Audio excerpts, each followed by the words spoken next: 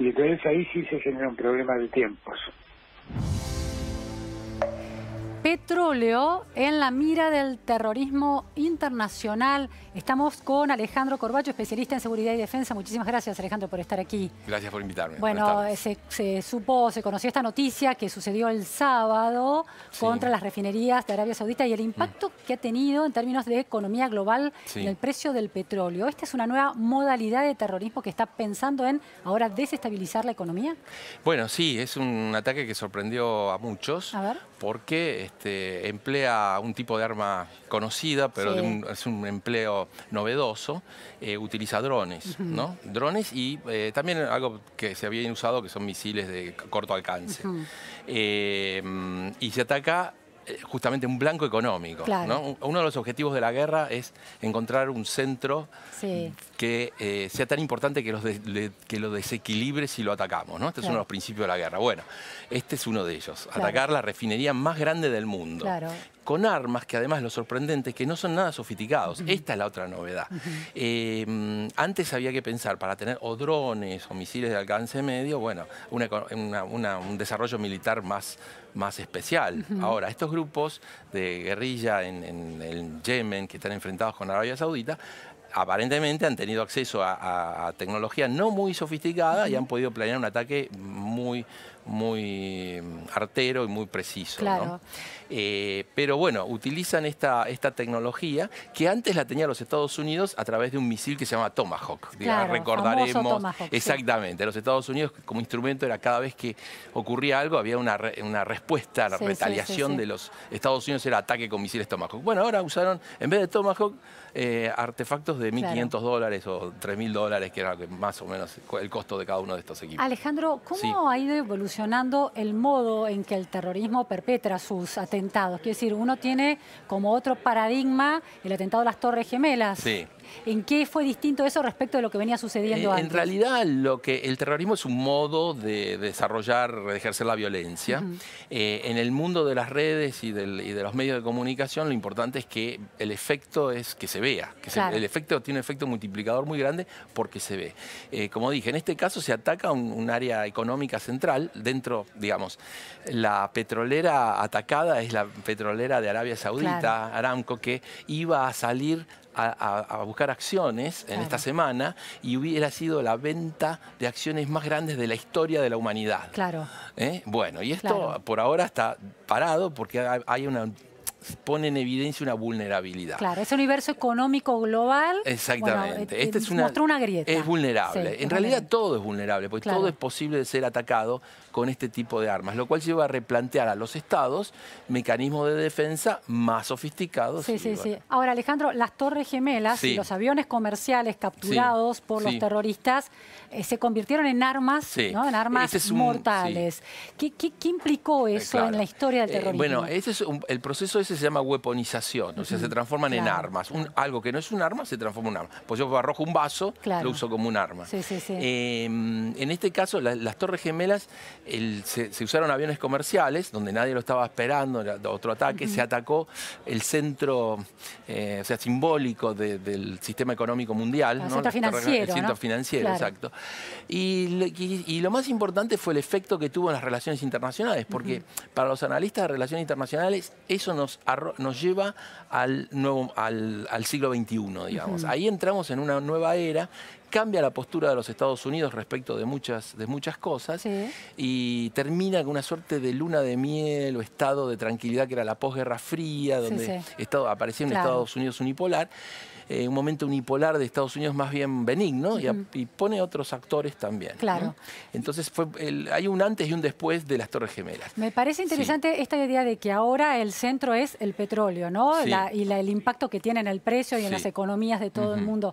En aquel momento en las Torres Gemelas tuvo que ver con el sistema financiero, ¿no? Clave para también la lógica económica, pero también las personas, ¿no? Porque lo que se discutió mucho en ese momento fue que no se vieron personas muertas prácticamente en todas las filmaciones, excepto algunas que iban cayendo de los edificios o suicidándose, anticipando su muerte, o bueno, fruto también de esas derrumbes de las torres. Lo que pasa es que usted se acuerda que el ataque a las Torres Gemelas fue primero impactó uno, lo cual la gente pensaba, bueno, un accidente. Y cuando las cámaras estaban enfocando, todas las cámaras, las torres, vino el segundo avión. Lo vimos todo, ¿no? Exactamente. Entonces ese es el efecto. El impacto es el terror de que no estás a salvo de estos ataques. El efecto que tuvo inmediato en los Estados Unidos de la Torre Gemela fue que, por ejemplo, mucha gente envió a estudiar a sus hijos a universidades que estaban en el medio del campo.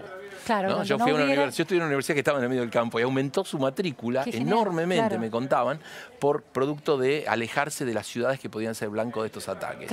O sea, el terrorismo busca siempre justamente sembrar el terror, este es el método, es un método de ejercer la violencia y trata de maximizar la ventaja. En este caso, la ventaja es atacar al país más importante productor de petróleo, la refinería más grande del mundo, en una guerra que es regional también, en una disputa también que es regional y global, ¿no? Digamos, porque regional, porque ¿quiénes están enfrentados ahí? Bueno, Arabia Saudita, que está combatiendo contra grupos en el Yemen, que está dividido también en sectores por diferencias religiosas, e indirectamente, bueno, o casi directamente, hoy la Casa Blanca está diciendo que ha sido responsabilidad de Irán.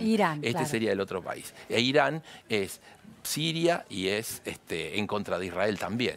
O sea, es una suma de que se van apilando los jugadores. Y el tema del control nuclear también está jugando ahí, ¿no? Porque Irán estaría desarrollando un plan nuclear. Claro, el problema es que hay una idea de control o de no proliferación de armas nucleares y Irán está desarrollando armas nucleares. Y el argumento de Irán es me quiero defender y el argumento de los vecinos es no lo quiere para poder desarrollar ataques o ejercer coerción, ¿no? Y el atentado del sábado a las refinerías, en esa trama de intereses regionales y globales, ¿cómo se articula mejor? ¿Con lo regional o con lo global?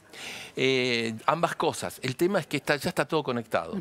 Porque usted lo que tiene es, bueno, supongamos, tenemos... A ver, si se cumple lo que dice el presidente Trump, que es Irán, bueno, Irán apoya a un aliado, que es estos grupos guerrilleros en el Yemen, que están combatiendo contra Arabia Saudita por motivos religiosos. Ahí está el tema de los grupos religiosos, ¿no? Y el control político de la región. Es una región sensible, o sea, más allá de Arabia Saudita. Esa zona es terriblemente sensible por la concentración económica que tiene. Y esa concentración económica, usted lo ve que si dijimos que se suspendió, producen el 6% de la producción del petróleo en un día y esto produce un incremento del petróleo, se paraliza las acciones. O sea que está todo muy entramado. Entonces, altera la estabilidad económica de países como la Argentina, por ejemplo, bueno, eso también. Impacto en el precio del combustible. En el precio mundial. Y bueno, lo cual va a hacer que es muy importante que Argentina recupere la capacidad perdida de autoabastecimiento, ¿no? Que la tenemos, pero la podríamos tener, la perdimos durante el gobierno anterior y bueno, esperemos que se mantenga. Alejandro, en Europa y en algunos otros lugares hemos sido testigos atónitos de actos de terrorismo ya más tradicionales, pero también impactantes en el sentido en que se dan en las calles, por ejemplo, los atentados de París, que apelaron a ametralladoras, en otros casos cuchillos. Eso no es weaponización, eso son armas tradicionales, pero ¿qué cambió ahí? ¿El contexto? ¿Una ciudad que se aparece segura, de golpe aparece lo siniestro en la figura terrorista? Es generar el pánico, el miedo a salir, porque te puede ocurrir inesperadamente. O sea, en general estos tipos de ataques, y el ataque principalmente lo que tiene es cubrir esa idea de la atribución, de quién es el responsable de esto. Segundo, la sorpresa. Otro principio de la guerra, que uno debe saber es, bueno, algunos dicen concentrar fuerzas, pero otra es mantener al enemigo sin saber dónde va a producir el ataque, con lo cual dispersa su capacidad. Y segundo, genera tensión y genera gastos. El recurrir a estos atentados individuales, que realmente son microatentados, pero han tenido de nuevo un efecto, porque interrumpen la vida de las personas, y en eso el terrorismo es lo que busca, ¿no? Ahora, Ahora, ¿cómo se protegen los estados ante posibilidades terroristas que tienen que ver con drones? $1.500, decías recién. ¿Qué hace un estado para protegerse? Bueno, lo que va a ocurrir se van a... Una vulnerabilidad enorme es esto. Es tremenda. O sea, todo puede ser, es posible de ser atacado. Nosotros podríamos ser atacados por un dron en este momento, claro, digamos. Claro.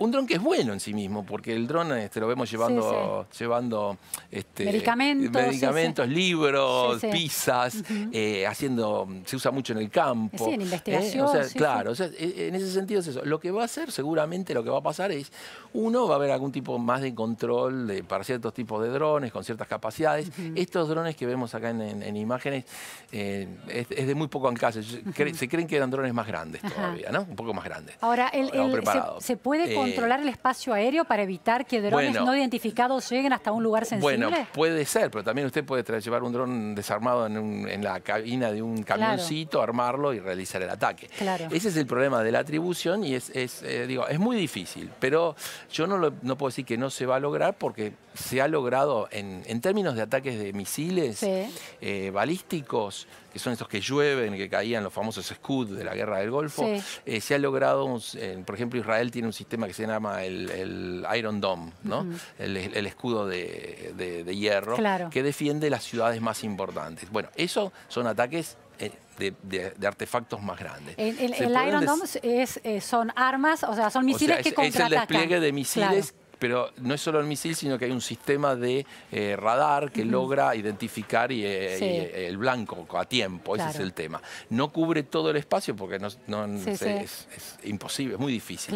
Esto es más esto es más difícil de controlar, pero se va a encontrar posiblemente, dentro de poco va a aparecer algún tipo de arma. Todavía no hay un desarrollo más específico para contrarrestar el poder de los drones. No el poder, sino las capacidades de los drones. Exacto. Lo positivo de los drones es que hemos tenido actos kamikaze sin tener que alguien arriesgar su vida en el ataque. Eso es lo que cambia. Aumenta mire, yo le diría que el dron es el equivalente al coche bomba. Es un estadio superior del coche bomba. En cualquier lugar puede haber estacionado un auto con explosivos. Bueno, un dron puede lloverte del cielo en cualquier momento. Para eso entonces hay que crear algún tipo de defensa que diga, bueno, vamos a buscar si hay drones. Buscarán señales, buscarán identificación. Los seres humanos y ciertos países son muy creativos en encontrar eso. ¿Cuáles son los países que mejor, que están en la avanzada tecnológica en el desarrollo de armas? De ataque o de protección. Todas las grandes potencias están, los Estados Unidos obviamente, Israel está en eso, China está muy encima, muy avanzada, entonces ahí hay también una discusión, y los países europeos, en general, Alemania, Gran Bretaña, desarrollan estas armas. Lo que pasa es que ahora, ¿se acuerda de la película Ojo en el cielo? Que alguien que manejaba los drones desde su casa y atacaba otro continente. Bueno, ahora ya no es un problema, ya no lo tiene la gran potencia, lo tiene también grupos subnacionales. Eso es lo que aumenta el peligro de esto, ¿no? Es de alguna manera, voy a usar una palabra positiva, pero tiene un efecto negativo, que hay una democratización, porque el precio es muy accesible de las armas. Exactamente, que y ecualización. Bueno, pero por eso le digo, usted tiene, si antes el arma de respuesta estadounidense eran los misiles Tomahawk, que era lo mismo, un misil que viaja a ras de la Tierra a velocidad subsónica, muy difícil de identificar, pero costaba millones de dólares todo el sistema. Ahora tenemos algo que utiliza el sistema de control GPS que tenemos nosotros en todos los celulares. Puede ser controlado por celular y utiliza los sistemas de las redes de comunicaciones. Y es muy barato. Entonces, en ese sentido, lo hace altamente dañino. Entonces, y lo que se descubrió ahora es esto, que se atacó una central, una refinería de petróleo. Que hay que buscar también en la estrategia militar, hay que atacar los puntos débiles o los puntos donde el enemigo queda desbalanceado. Bueno, este es un núcleo estratégico. Y además de una lógica global también. Exacto. Que afecta también a Estados Unidos, porque Estados Unidos tuvo que aclarar que tenía reservas petroleras para poder controlar el precio del petróleo, ¿no? Sí.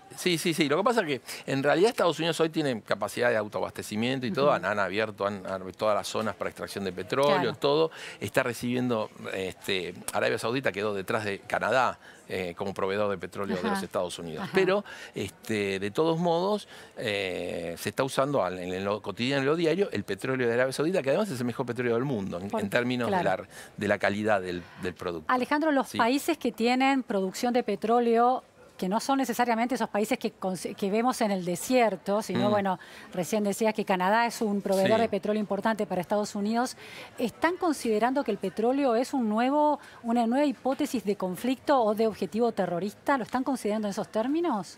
Bueno, en realidad... ¿O esto es una lección que se empieza a considerar a partir de los atentados del sábado? No, los atentados del sábado ponen en evidencia que estos blancos económicos, o sea, estos núcleos de producción económica pueden ser blancos.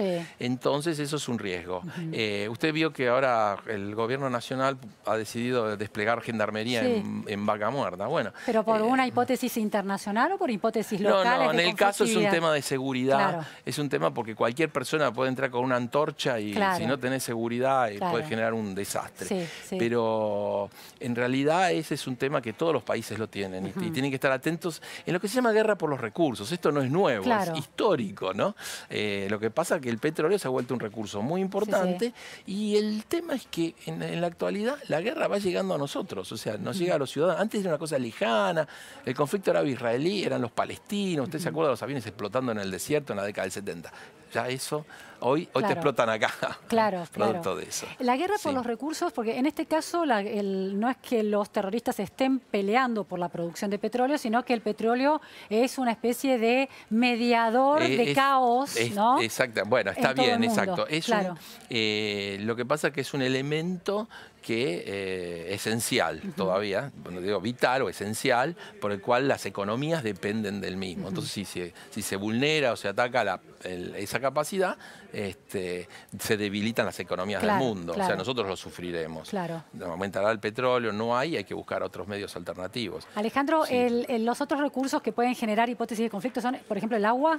¿Eso está ya en la cabeza de los expertos? El agua va a ser, sí. En realidad, lo que está ahora es, el cambio climático está llevando a que nuevas zonas que no se consideraban, como el Ártico, por ejemplo. El Ártico se está disolviendo y ahora hay pasos. Entonces la Rusia está avanzando y esto obligó a Canadá a redesplegar sus fuerzas militares hacia el Ártico, cosa que antes ellos no lo tenían. ¿No? La disputa es por los pasos comerciales. Control estratégico de las zonas de paso, ¿No control de explotación de los territorios que quedan expuestos? Bueno, también sí. Lo que pasa es que hay zonas, lo que se llaman las zonas de estrangulamiento, o sea, los ciertos pasos estrechos donde pasan mucha economía. El estrecho de Hormuz, ¿no? Espacios vacíos, ¿no? O sea, todas esas zonas ahora tienen importancia estratégica. Y esos son zonas que pueden ser de conflicto. Nosotros tenemos el amplio espacio de nuestro Atlántico Sur, es un amplio espacio que tenemos en este momento, le damos poca importancia, no tenemos con qué controlarlo o vigilarlo, ¿no? Y después está el tema de, por ejemplo, el acuífero guaraní en la Argentina. Eso también puede convertirse en el futuro en un territorio de disputa, digamos, en un recurso disputado. Sí, usted ha tenido en la historia guerras porque del nacimiento de un río, por ejemplo, Francia y Gran Bretaña en el fines del siglo XIX se peleaban por el nacimiento del río Nilo. Entonces, acá puede ocurrir. Si empieza a escasear el agua dulce, se transforma en algo apreciado, ¿no? Entonces, los productos valen en función de qué es lo que hay. Tierras raras en China, así que, y el caso de la región de Amazonia, no solo el acuífero guaraní, en realidad es toda la zona de Amazonia, es la concentración de agua más importante. Después tiene los grandes lagos en los Estados Unidos, que son lagos lacustres, o sea, una zona lacustre más grande del planeta. Pero la clave es si aumenta el desierto o no aumenta la disponibilidad del recurso. Eso va a ir cambiando, Alejandro, finalmente los drones, ¿no? Que fueron usados por estos terroristas, esta organización terrorista, apoyados o no por Irán, está en disputa eso, pero bueno, pues es accesible, es barato y es efectivo. los países que bien dotados militarmente están también apelando a drones como armas que pueden ser como herramientas para llevar material bélico. Bueno, los Estados Unidos tiene, por ejemplo, los Estados Unidos tiene drones, despliega, de hecho tiene, justamente hasta hace unos años había empezado a usar los drones para realizar ataques contra líderes de grupos terroristas, o sea, las operaciones de descabezar al enemigo. Hay drones con capacidad de portar armas, lo que pasa es que acá aparece la idea vieja del kamikaze de la Segunda Guerra japonesa, de la Segunda Guerra, ¿no? El mismo artefacto, no se le agregan bombas, ya eso va todo y estalla y bueno, si llega, llega. Mire, si ustedes tienen una idea de la Segunda Guerra Mundial, las famosas bombas B1 y B2, que los nazis las llamaban armas de terror, para bombardear Londres o los puertos del sur de Inglaterra. Por ahora es lo mismo. Y ahora el desafío es que son de fácil acceso y lo que van a tener que pensar estos países que tienen un gran desarrollo militar es que van a tener que redirigir parte de sus recursos a generar prevención, o sea, evitar que los ataquen y algún sistema que evite un mallado de láser electrónico. Uno va a encontrar todos los días. De cúpula, de domo, como decía. De cúpula o de malla, en realidad, lo que se va a hacer, como el ataque, en realidad, estos artefactos, los misiles balísticos son de caída vertical, de arriba, y son difíciles de detener por eso. Estos no, estos van a ras del suelo. Claro, tienen que atravesar un territorio de alguna manera. Pero son, por eso el Tomahawk americano hace eso, son difíciles de detectar porque va muy cerca del suelo y te pueden atacar por sorpresa. Entonces esto va a aumentar, yo insisto, me parece, el ingenio de la humanidad para crear armas y descubrir qué cosas se pueden usar como armas, no se detiene. Así que vamos a ver más de esto. Última cuestión, Alejandro. Para un país como Argentina, con una economía complicada, que difícilmente pueda derivar recursos a la actualización del elemento militar, como se le llama, del ejército, de las Fuerzas Armadas, del instrumento militar, de las Fuerzas Armadas, el hecho de que se disponga de una tecnología más barata y con mucha potencia, ¿es una buena noticia? En realidad, el problema de la Argentina es un poco más profundo y se requeriría un programa especial para hacerlo. En realidad, nosotros somos muy vulnerables ahora a cualquier tipo de ataque por distintos motivos. Lo que sí es interesante, a lo que usted está preguntando, es que vio que hace unos años este gobierno cambió las directivas de defensa estratégica, ¿no? Estratégica de defensa. Y hubo una disputa, si es interno o externo. La oposición, que si llega a la oposición va a cambiar de vuelta. En realidad, estamos enfrentando este ataque y este conflicto. Nos está poniendo y todo lo que estuvimos comentando es que hay un nuevo tipo de guerra. Ya las guerras no viene un tanque, un avión, con una bandera. No es un Estado. Es un Estado, grupos subestatales, no usan banderas, te hacen ciberataques y ahora ya no son ciberataques, ahora son ataques con drones. Porque por eso digo, ahora el gran problema es la atribución también. Entonces, el espectro de guerra ahora se llaman híbridas, guerras híbridas. Entonces, no hay todavía una conciencia en los argentinos, y sobre todo, bueno, si gana la oposición, el concepto de guerra híbrida no lo quieren tocar porque quieren mantener una estricta separación entre lo interno y lo externo. Y en realidad, hay que estar flexible.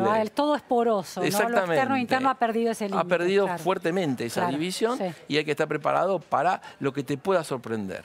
Muchísimas gracias. Gracias por invitarme. Muy interesante. Gracias. Vamos a un corte en la Repregunta Noticias a Fondo y enseguida volvemos. No se vayan.